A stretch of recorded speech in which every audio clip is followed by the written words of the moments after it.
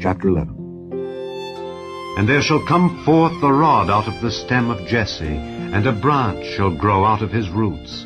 And the Spirit of the Lord shall rest upon him, the Spirit of wisdom and understanding, the Spirit of counsel and might, the Spirit of knowledge and of the fear of the Lord. And shall make him of quick understanding in the fear of the Lord. And he shall not judge after the sight of his eyes, neither reprove after the hearing of his ears, but with righteousness shall he judge the poor, and reprove with equity for the meek of the earth.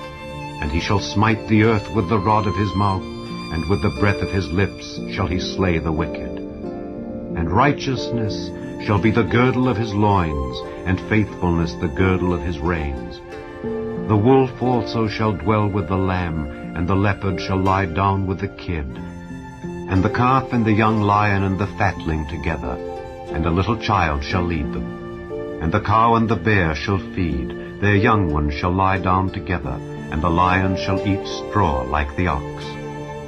And the sucking child shall play on the hole of the asp, and the weaned child shall put his hand on the cockatrice den. They shall not hurt nor destroy in all my holy mountain, for the earth shall be full of the knowledge of the Lord, as the waters cover the sea. And in that day there shall be a root of Jesse, which shall stand for an ensign of the people. To it shall the Gentiles seek, and his rest shall be glorious. And it shall come to pass in that day that the Lord shall set his hand again the second time to recover the remnant of his people, which shall be left from Assyria, and from Egypt, and from Pathros, and from Cush, and from Elam, and from Shinar, and from Hamath, and from the islands of the sea.